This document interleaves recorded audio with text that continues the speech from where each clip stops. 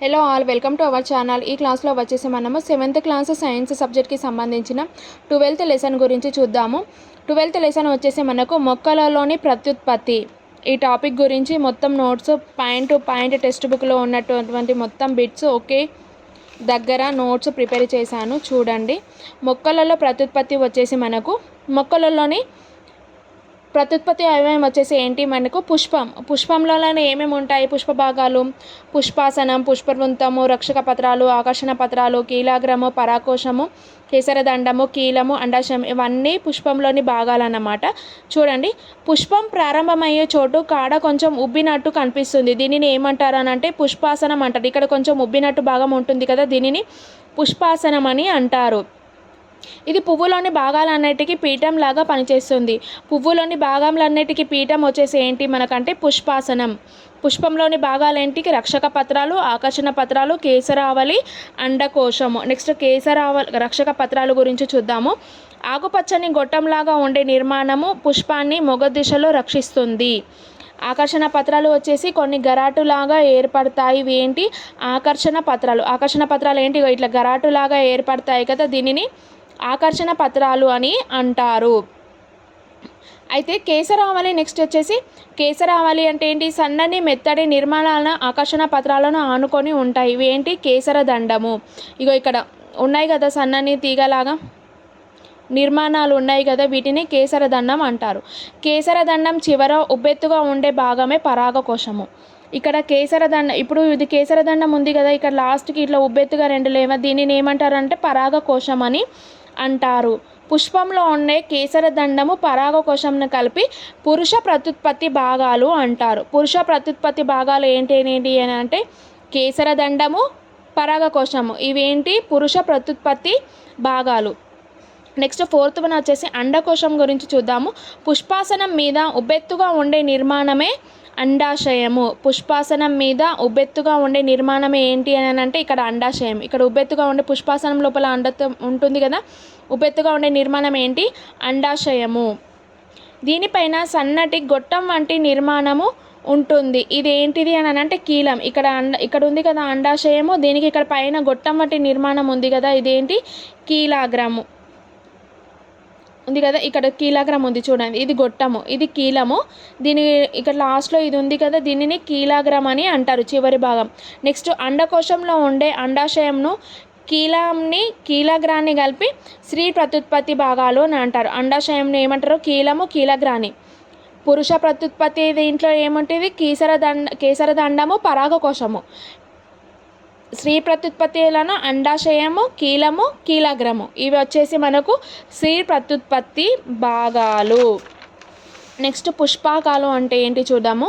ప్రొద్దుతిరుగుడు పువ్వు, గడ్డి చామంతి పుష్పాలు ఒకే పుష్పంలా కనిపెట్టినప్పటికీ నిజానికి ఇది పుష్పగుచ్చము. పుష్పగుచ్చంలోని చిన్న చిన్న పుష్పాలు, వీటిని ఏమంటారు, పుష్పకాలు అని అంటారు. ప్రొద్దుతిరుగుడు పువ్వు, గడ్డి చామంతి పుష్పాలు ఒకే పుష్పంలో కనిపిస్తాయి, కానీ ఇది నిజానికి పుష్పగుచ్చం. అంటే గుచ్చం లేక ఉంటుంది కదా, దానిలోని చిన్న చిన్న పుష్పాలను పుష్పకాలు అని అంటారు.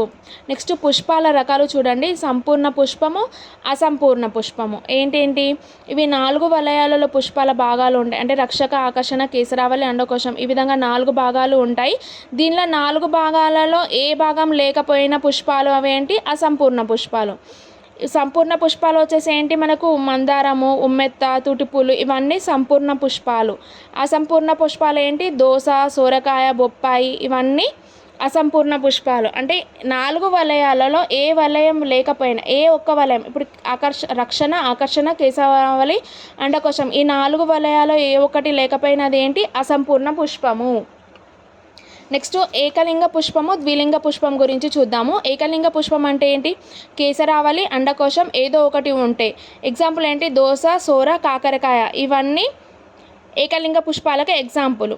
ఇప్పుడు దోసలో ఏంటి, పురుష పుష్పం వచ్చేసి కేసరావళి, స్త్రీ పుష్పంలో వచ్చేసి అండాశయం ఉండాలి, అండకోశము, ఈ విధంగా.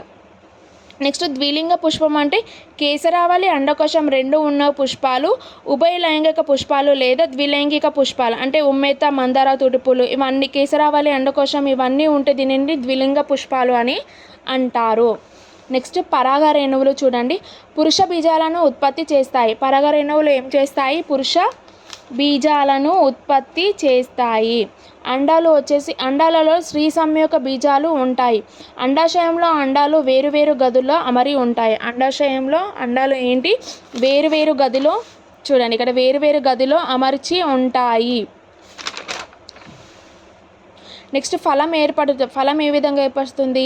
పరాగ రేణువులు అండాలను ఫలదీకరణ చెంది ఫలంగా మారుతుంది. పరాగ రేణువులలో అండాలు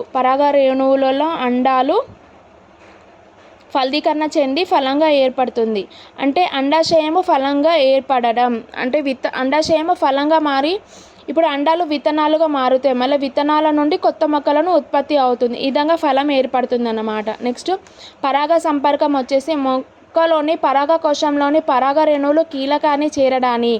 ఇప్పుడు ఒక మొక్కలోని పరాగకోశంలోని పరాగ రేణువులు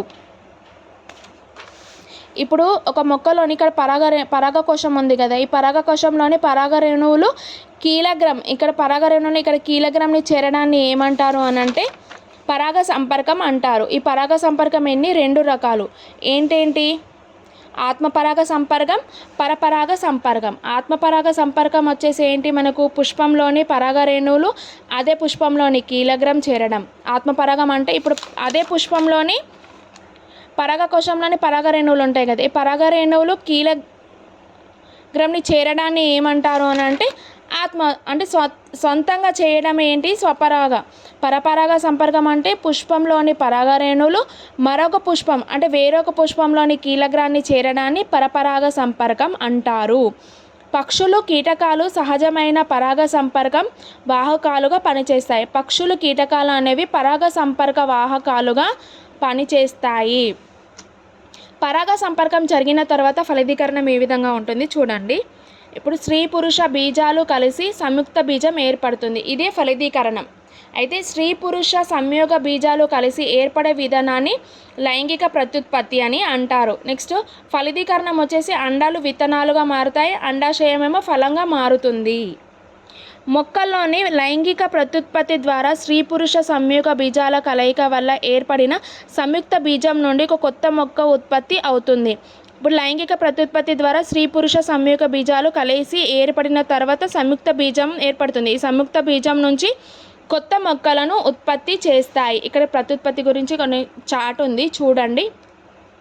లైంగిక అలైంగిక ప్రత్యుత్పత్తి. లైంగికం వచ్చేసి కేసరావళి అండకోశము.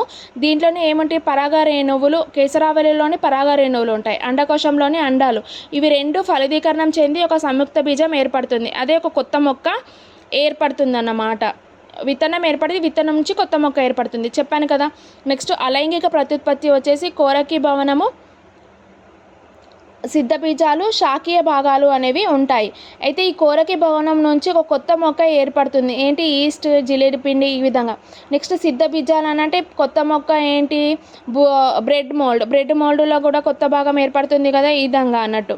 నెక్స్ట్ శాఖీయ భాగాలు వచ్చేసి ఏంటి మనకు? వేరు, కాండము, పత్రము. వేర్లు వచ్చేసి ఏంటి? కొత్త మొక్క ఏర్పడుతుంది. వేర్ల నుండి ఏమేంటి? చిలకడదుంప, డాలియా, క్యారెట్, ముల్లంగి, బీట్రూట్ ఇవన్నీ వేరు నుంచి ఏర్పడే మొక్కలు అన్నమాట. నెక్స్ట్ కాండం వచ్చేసి ఆలుగడ్డ. ఏంటి? కాండం వచ్చేసి ఏంటి మనకు? ఆలుగడ్డ. అంటే కాండం నుండి ఏర్పడేవి ఉల్లి, వెల్లుల్లి, లిల్లీ, గ్లాడిమొలి ఇవన్నీ లక్షణాలు అనేవి కాండం నుంచి ఏర్పడతాయి. నెక్స్ట్ చెరుకు కూడా కాండం కణుల నుంచి ఏర్పడుతుంది. నెక్స్ట్ పుదీనా, స్ట్రాబెర్రీ, చామంతి అనేది భూగర్భ కాండం నుంచి అంటే పిలక మొక్కలు భూగర్భ కాండం నుంచి ఏర్పడుతుంది. ఏంటేంటి? పుదీనా, స్ట్రాబెర్రీ, చేమంతి అనేవి భూగర్భ కాండం నుంచి ఏర్పడుతుంది.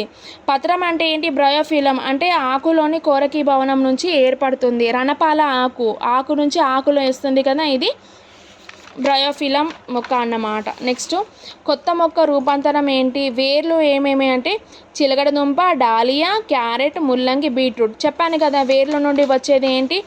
చిలకడదుంప, డాలియా, క్యారెట్, ముల్లంగి, బీట్రూట్ ఇవన్నీ వేర్ల నుండి వచ్చేవి. నెక్స్ట్ కాండం నుంచి వచ్చేవి ఏంటి? బంగాళదుంప, ఉల్లి, వెల్లుల్లి, లిల్లీ, గ్లాడిమొలి ఇవి రూపాంతరం చెందిన కాండాలు. ఏంటి? ఉల్లి, వెల్లుల్లి, లిల్లీ, గ్లాడిమొలి అనేవి ఇవన్నీ రూపాంతరం చెందినవి. నెక్స్ట్ ఆకులోని కోరకాలు ఏంటి? బ్రయోఫిలం, రణపాల ఆకు అని చెప్పాను కదా. కాండప్ కనుపు నుంచి వచ్చేది ఏంటి? చెరుకు. భూగర్భ కాండం నుంచి వచ్చేది ఏంటి? పుదీనా, స్ట్రాబెర్రీ, చేమంతి. నెక్స్ట్ అలెగ్జాండర్ ఫ్లేమింగ్ ఏంటి, ఒక రకమైన శిలీంధ్రంను కనుక్కున్నాడు. ఈయన స్కాటిష్ శాస్త్రవేత్త వచ్చేసి అలెగ్జాండర్ ఫ్లేమింగ్ అనేది ఒక రకమైన శిలీంధ్రం. ఆ శిలీంధ్రం పేరేం పెట్టారని అంటే పెన్సిలియం అని పేరు పెట్టారు. దీని పెన్సిల్ నుంచి తయారు చేయడానికి ఉపయోగిస్తారు, యాంటీబయాటిక్గా ఉపయోగిస్తారు. రెండవ ప్రపంచ యుద్ధంలో దీన్ని ఉపయోగించి సైనికుల ప్రాణాలను కాపాడారు. దేని నుంచి అంటే పెన్సిలియం అనే శిలీంధ్రంని యూజ్ చేసుకొని రెండవ ప్రపంచ యుద్ధంలో సైనికుల ప్రాణాలను కాపాడారు. దీని నుంచి యాంటీబయాటిక్గా ఉపయోగిస్తారు. ఈ శిలీంధ్రం నుంచి పెన్సిల్ తయారు చేయడానికి కూడా ఉపయోగిస్తారు. ఇది వచ్చేసి మనకు మొక్కల్లో ప్రత్యుత్పత్తి టాపిక్.